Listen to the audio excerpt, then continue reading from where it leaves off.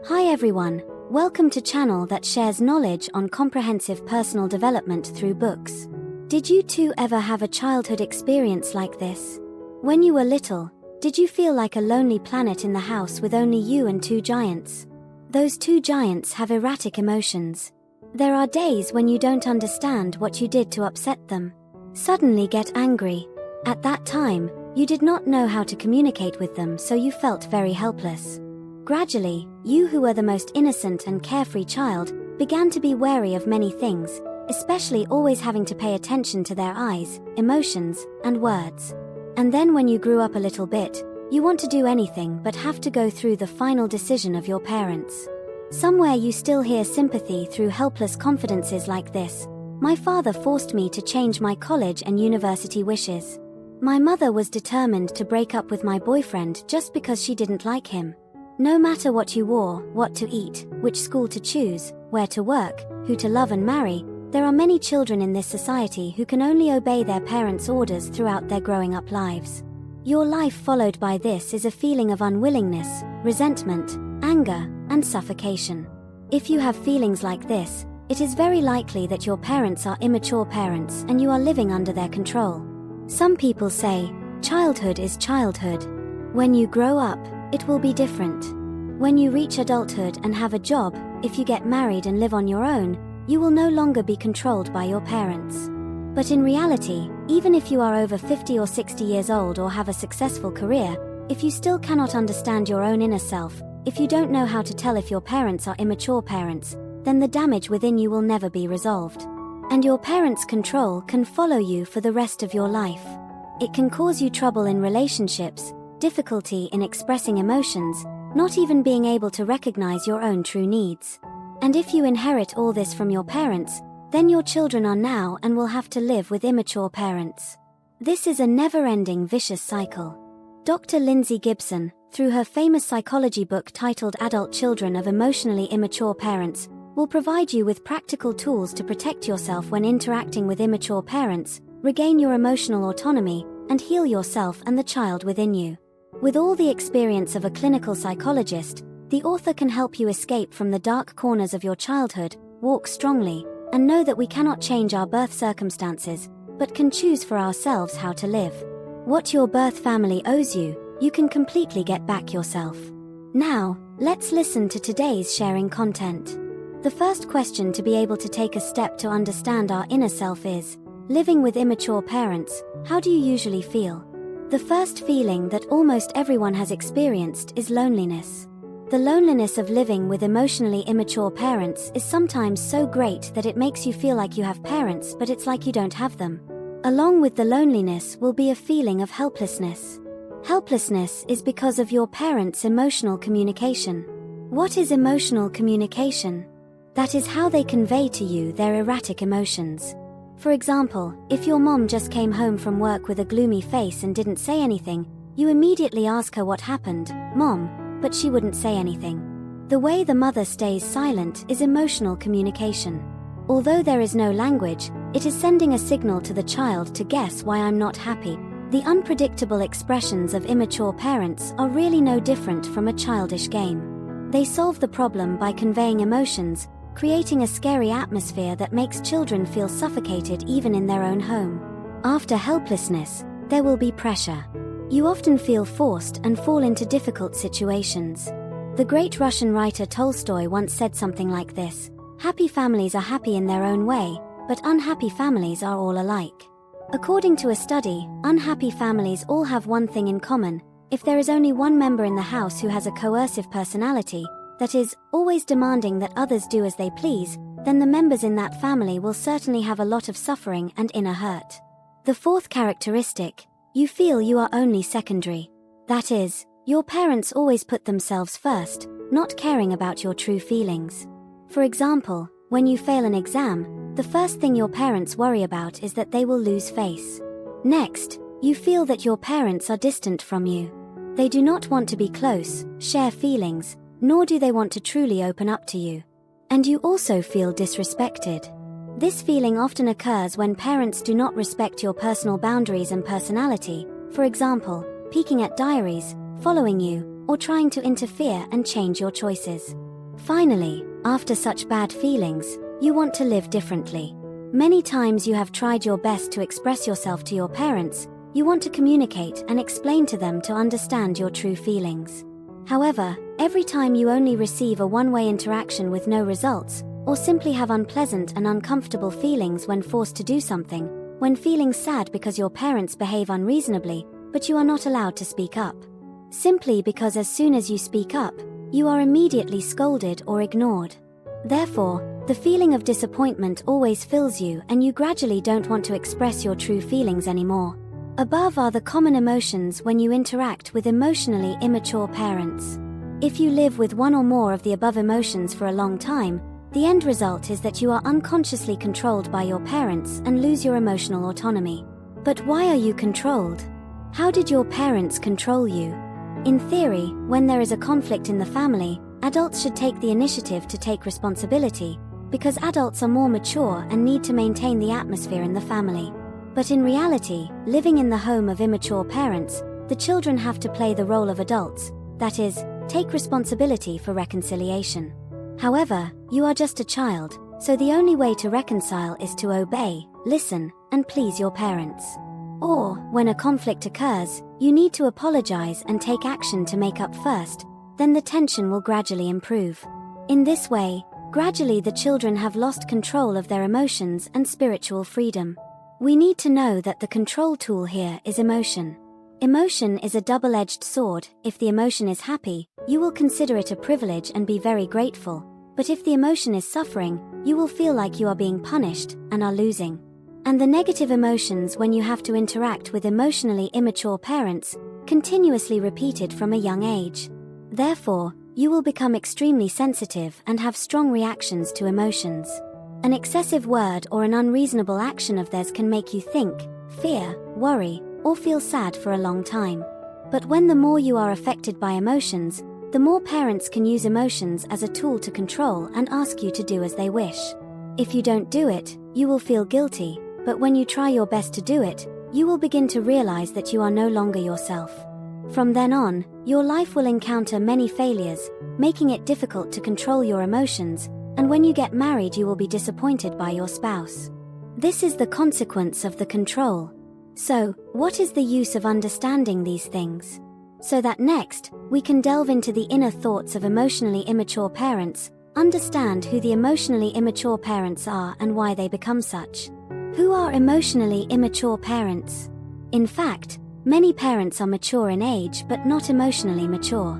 They are mature on the outside, solve their work well, communicate with others without any problems, even they are very successful and have high status in society. But when at home, they are still just giant children. After research and practical treatment experiences, the author has synthesized and classified 4 types of people as follows who are all considered emotionally immature parents. The first type, the emotionally erratic type, are people who often lose control of their emotions. They are very vulnerable and overreact to everything. In just a short period of time, their attitude can change from extremely caring to extremely cold. Just a moment ago, they were very happy and now they are angry. Because of such emotional fluctuations, they become unpredictable and create great pressure in the family. Besides, they are easily agitated, and when that happens, the whole family will have to run to comfort them. The second type is the proactively positive type. These parents are proactive and positive. On the outside, they may look very normal, because they always try to care and invest in their children. However, the fact is that being too actively involved in their children's lives will lead to a lack of empathy. These types of parents often force their children to behave in a way they think is most appropriate. They tend to be authoritarian, interfering in all of their children's affairs, setting high expectations, and can be very strict and demanding. Proactive parents are also often very busy meeting their personal needs. They will do anything to foster outstanding and successful children. As a result, they often feel frustrated and exhausted both physically and mentally. These types of parents do not care whether their children really feel happy or enjoy what they do, but usually just measure everything by goals, for example, what achievements the child has achieved, how many hours a day they study, and how many advanced classes they must participate in, etc. In fact, If parents always talk to their children with goals, it is extremely heartless. Think about it. If you come home from work and your child asks you, "How much is Dad's KPI this month?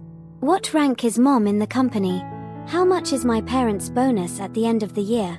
You probably wouldn't want to go home at all. But, instead, many parents always treat their children according to such standards. The third type is the passive type. These parents will avoid all forms of conflict and tension. Although this may make it easier for them and their children to live together, it also means that they always make their children feel distant from them. They are unwilling to have honest conversations with their children, do not actively talk about feelings, share emotions, or do not stand up for themselves or their children when needed. Finally, there are the denying types of parents. These are parents who crave being alone. They spend very little time with their children. Their interactions with the family usually take place when something serious is involved. They are also impatient and inattentive to the needs of others.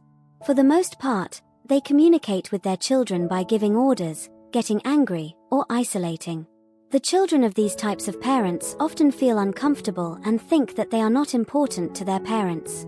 I wonder how many of you have grown up in such circumstances. Maybe your eyes have stung many times. Or maybe you are too familiar with the long-term damage that has become a scar.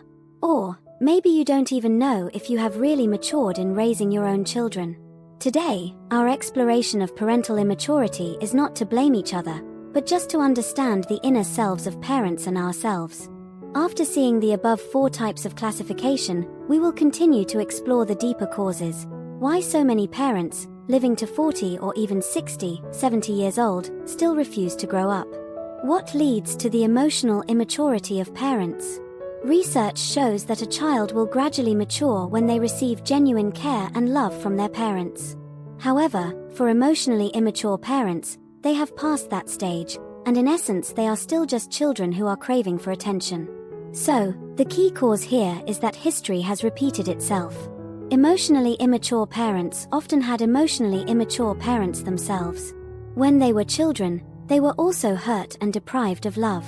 Many of their strongest emotions may have been repressed. They could not explore or express their thoughts and feelings to develop healthy emotions, leading to limitations in self-management and emotional connection with others. When they grow up, in fact, the giant children in your house, no matter how tough they look on the outside, they are just as vulnerable on the inside. Because they have not received care or healing for a long time, they have to build a psychological defense wall. This wall is to protect them from feeling insecure. And it is precisely because of this lack of security that they like to dominate and control others. This cause leads to some inner characteristics. When others do not put me first, I am at risk of collapsing. This is the first inner voice of immature parents. Young children often have a self-centered personality, but immature adults never truly give up their childish instincts. They always consider themselves above all else, so it is best for the children to listen, obey, and have a positive response. Only then will their emotions be stable. To do this, they will be extremely strict. If they don't want their protective wall to be overthrown, they must set boundaries by clearly distinguishing roles. You will notice that there are people who come from poor families and work hard to get ahead, but when they live well and hire a maid, they treat them harshly, clearly distinguishing between superiors and inferiors. Why is that? Because they believe that that is the person I hired with money, so I have the right. This is defining people by roles. Similarly, if parents define the people in a family by different roles, what responsibilities do children have? What should the eldest sister be like? What should the youngest do? Each role will be like an undercurrent that makes everyone in the family feel unfair and distant from each other. Similarly, at another extreme, there are parents who protect their defense walls by being the opposite of strict, that is, indifferent. These people have sensitive characteristics, lack the ability to control emotions, or are afraid to express their feelings. Both of these extremes are likely to cause them to have psychological disorders such as depression, personality disorder, narcissism, bipolar disorder, etc. Next, after considering themselves as the most important, of course, the next inner saying will be, "I am always right." Emotionally immature parents do not have the ability to self-reflect, that is, they cannot admit their mistakes. Because they believe that if they admit they are wrong, it means the defense wall will collapse, so they cannot be wrong. These types of parents are like children with a distorted view of the world. Once they have formed an opinion, they cannot change their views. They can become extremely stubborn when opposed. A person who does not have self-reflection cannot withstand pressure from the outside, and they will have to immediately release it when they get home, so they will easily become irritable with relatives, especially those who are highly educated but emotionally immature. Their wall is even thicker and higher. The author says, a person's intelligence may not extend to the emotional world, meaning that there are people who are very good at work, solve all problems outside of society very well, but their emotional world is empty. Such people are even more difficult to have self-reflection in the way they raise their children. This is also the deep cause and inner characteristics of the 4 types of emotionally immature parents. So now, faced with this rigid wall, what must the children do to heal and save themselves? The author points out that to free yourself from the control of emotionally immature parents, the core method is to establish boundaries for yourself. Many people mistakenly believe that setting boundaries to avoid being hurt means cutting off sensitivity to emotions towards parents. For example, if parents yell and scold, it's okay. To protect myself, I will close my heart and numb my emotions. Or, there are people who leave home, live alone and ignore their parents. This type of emotional numbness, if it stays with you for many years without being healed, you will have problems expressing your emotions to others. You also cut off the emotional connection with your own children, and the cycle of suffering will continue. Setting boundaries is not about separating yourself from your inner world, nor is it about running away from conflict, but about allowing yourself to stand at a safe distance, directly face the situation, clearly see the problem, and have better solutions. This is also the first step for us to establish boundaries. Children who grow up with emotionally immature parents often live in resentment and feel like they are not loved. Why do my parents treat me like this? But now that you have the awareness to set boundaries, you will understand that it turns out that your parents also lack the ability to express love. It is very likely that it is because your parents are also emotionally immature. Now you understand why they are like that and know that it has nothing to do with you. You did nothing wrong. Recognizing the problem and immediately stopping the war that wears down your inner self, that is the first important step. Next, you need to stop paying too much attention to your parents' immature behaviors. For example, if your father gets angry and breaks a bowl in front of you, if you have not escaped from the shadow of your father, you will certainly be startled, and your whole body will be tense. At this time, some people will admit their mistakes and obey. Some people will confront by arguing back or immediately leaving. But both of these ways show that you are still too concerned about your parents' immature actions. So the best way is to stop for a minute, quietly clean up, then come back and calmly talk to your dad.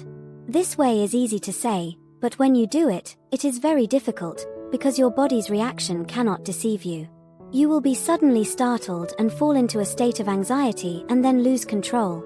So you need to give yourself many opportunities to practice, gradually adapt, and finally learn to smile when faced with everything. The third tool to build extremely important boundaries is to learn how to refuse the unreasonable requests of emotionally immature parents. Living under the pressure and demands of emotionally immature parents, the most difficult thing for you is always to say no. You find it very difficult to say this word, because you are afraid that if you refuse, you will feel guilty. You are afraid that they will be angry. You are afraid that they will criticize you. You are afraid that they will punish you. You are afraid that you cannot foresee the consequences, and so on. Pay attention to the word fear being repeated here because it is the deepest obsession within you. But now you need to face it directly. If you are constantly afraid, it means that you really don't want yourself to grow up.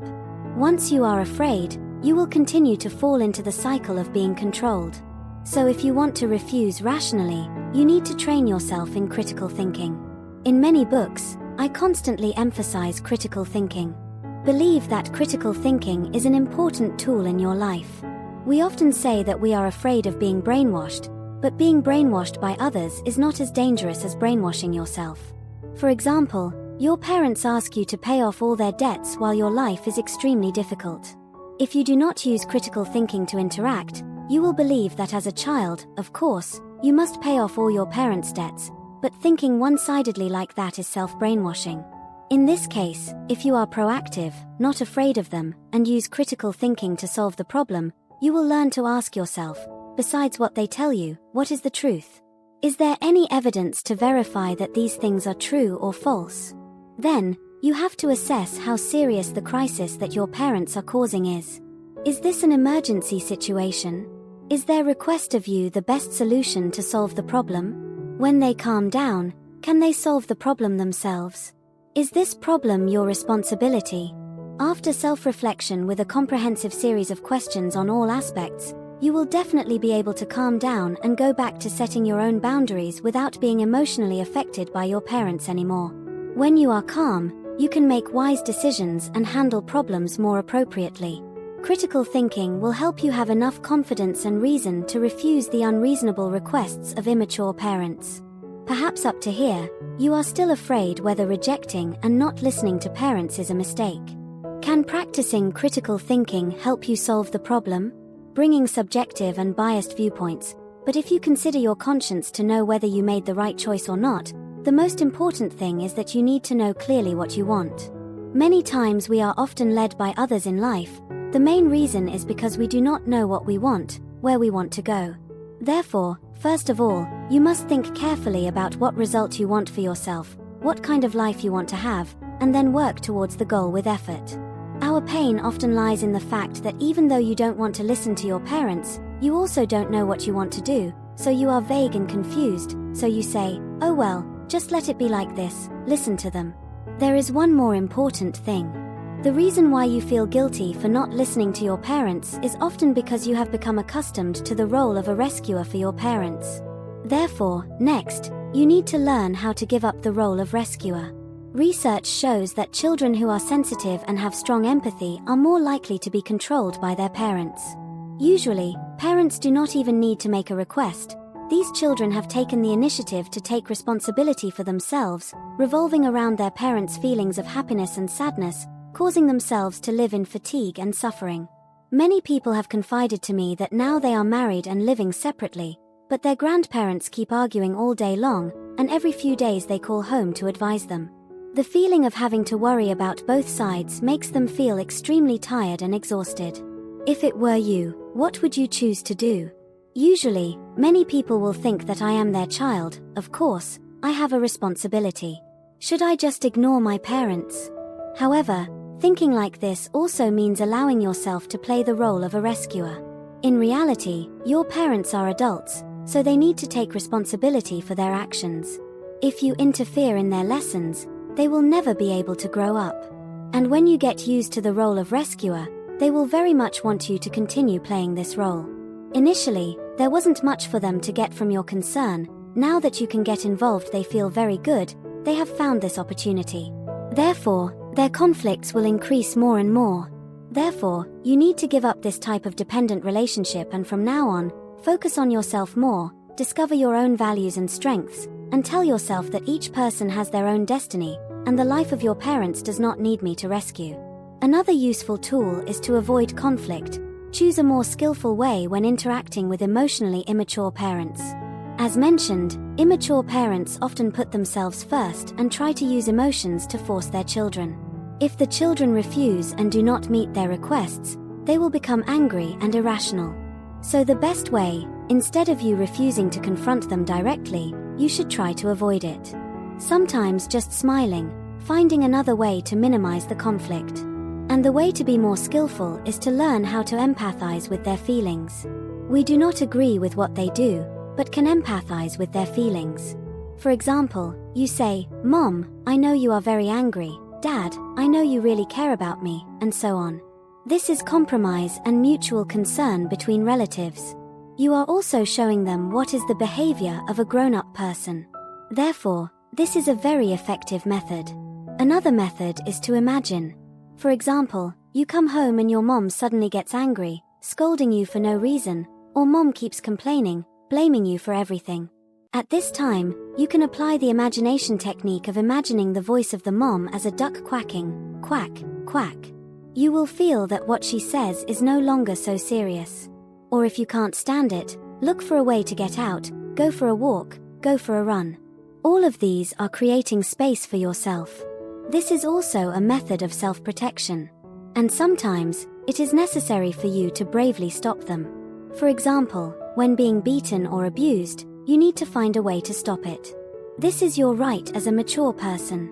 Last but not least, is an important tool to escape control is to actively eliminate negative perceptions. In order to easily make their children listen to them, emotionally immature parents often use words of criticism, blame, or denial, such as, "If you don't listen to your father, you will only hurt yourself. I sacrificed my whole life for you, why are you like this? She's your younger sister, why are you so irresponsible?"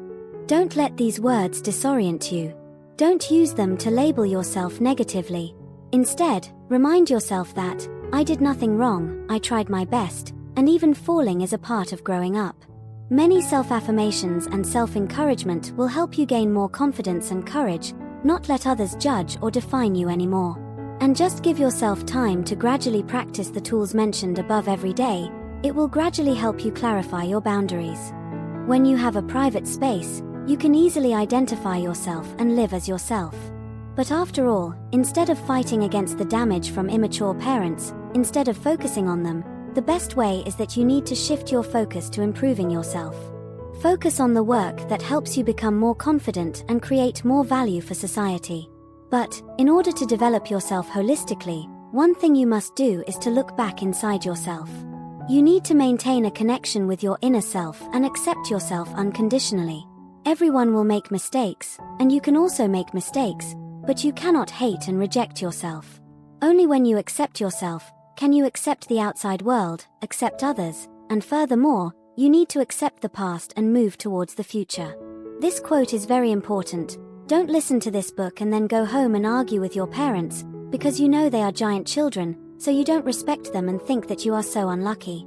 Accepting the past means that you consider what happened in the past to be the most reasonable thing in your life. Your parents also did their best within their scope of awareness. At the very least, they gave you the opportunity to live and be healthy until now. And because you don't know what they have had to go through, you don't know how they felt in their childhood, so criticizing and complaining only make you more immature. You need to mature, learn to accept, understand them, love them, be willing to thank them, accept the past and move towards the future, which means we grow together, we mature together. If parents cannot change, at least you have grown up. When you grow up, the sky, the air, and the sunshine that spread in your life will also be different. They will be warm and bright, spreading around you. Remember that when you change, the world will change. When you grow up, your parents will also grow up. Finally, this book lists a list of basic rights of adult children. I find it very useful and it can help you protect yourself reasonably and effectively. As a grown child, what basic rights will you have? First is the right to set boundaries. You need to consciously learn how to set your own boundaries, as this book has suggested. 2 is the right not to be emotionally threatened. Parents can ask me to do anything, but cannot threaten me. If threatened, you may not listen. 3 is the right to emotional autonomy and freedom of spirit. You have the freedom to express your emotions and spirit. If parents conclude that some of your feelings are wrong, or that your choices are inferior, those are violations of your autonomy. 4th, the right to choose relationships. You can choose who you want to be friends with, who you want to live with, and who you don't want to live with, that is your right. 5th, the right to be independent in making the best choices for yourself. 6th, the right to be consistent with your own lifestyle. 7th, the right to equality and respect. 8th, the right to prioritize your health and happiness. Finally, the right to care for and protect yourself. These are the basic rights that adult children should have. I sincerely hope that this book can help you have more strength to find ways to overcome past hurts, heal and reconcile with yourself so that you can truly experience a life that you decide for yourself, living gently and truly freely. Most importantly, I believe that stepping out of the pain of childhood and ending the endless cycle of giant children will start with you. If you find this video useful, please share it with those who need it. Give me a like, hit the subscribe button, and turn on the notification bell to watch the latest videos every week. Once again, thank you, and see you in the next videos.